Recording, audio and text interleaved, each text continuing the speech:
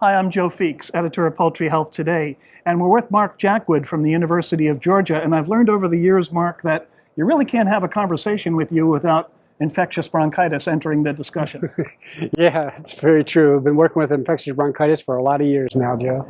But the thing about infectious bronchitis is that it's never the same from year to year, is it? And that's what keeps it very interesting. That's true. It seems that, we have a lot of different strains that are out there circulating in the field, and from any one year to another, we may see one or another rise, above the rest to cause problems. And then we also have the factor of new ones coming in every once in a while that cause a lot of problems.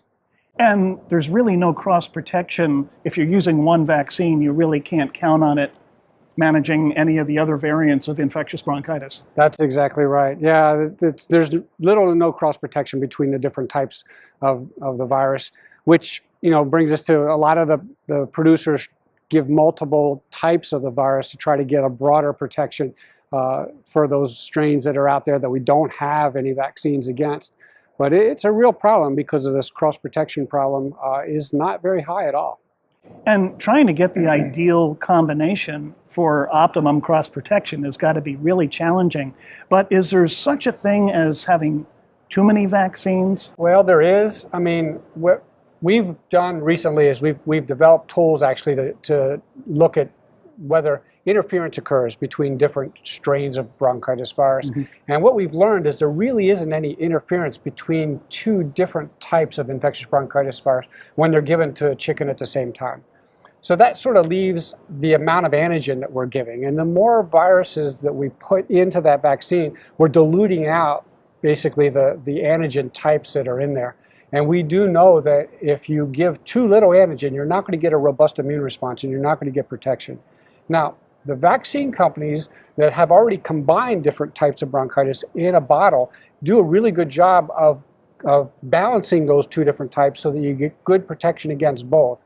Where we run into problems is when we're trying to get broader protection and adding a third or even sometimes a fourth strain from a bottle that's a different manufacturer or just a different type, and that dilutes out all the antigen to the point where we may not get a really good response. So generally speaking, is there a maximum number of serovars you should have in your IB vaccine program? I can't really say that there's a maximum number. I mean, practically speaking, most folks don't go above 3 different types.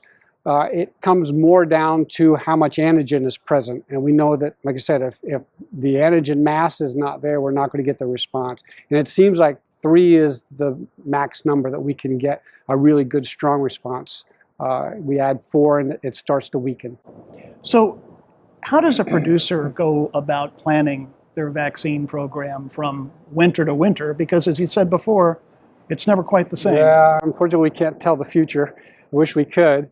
But the most important thing is surveillance, Joe. It really is. I mean, we need to know what's out there. Otherwise, we're just shooting in the dark. Mm-hmm. So knowing what's there and then selecting a vaccine program where there's data behind it that shows that it's going to protect against that particular serotype, which is causing problems. And it depends on the area.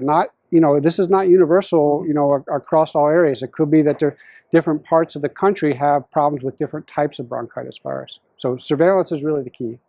Well, let's talk about surveillance a little bit. How do you go about doing that? So if you had particular variants on your farm this past winter, you're going to maybe get a little bit of a break during the summer, but then you've got a plan for next winter. Right. What can you do in the interim to try to get a better handle on what to use the following winter? Sure. So what we try to do is some end of the year surveillance. So we're looking at what strains seem to be hanging on, even in the face of choosing the vaccine program that we had that particular winter.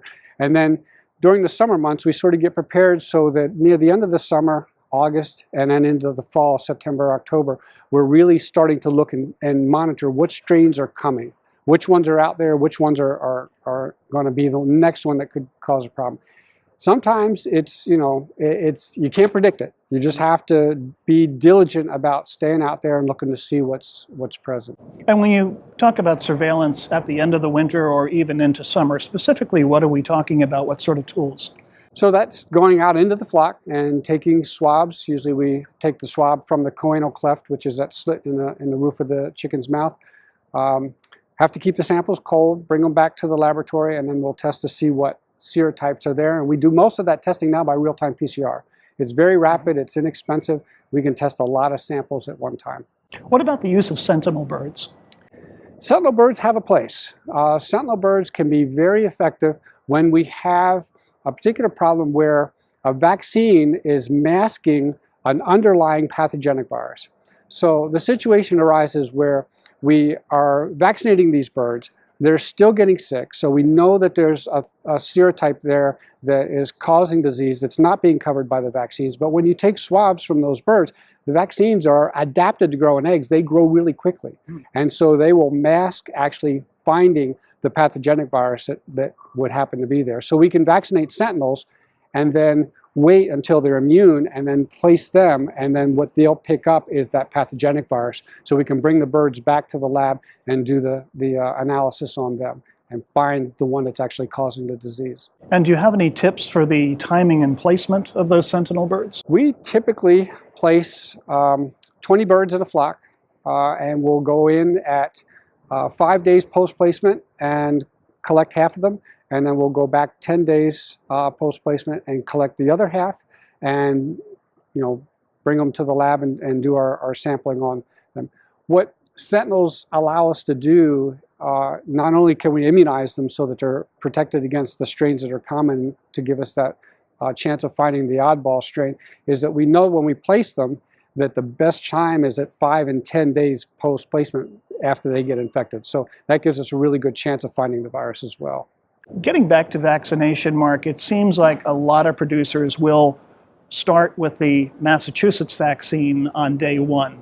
Is that just out of habit, or is there really a good reason to be using Massachusetts right out of the chute? Right. Well, Massachusetts has traditionally been used, and a lot of people still use it because of that, because they're just afraid not to use it. They've been using it for so long.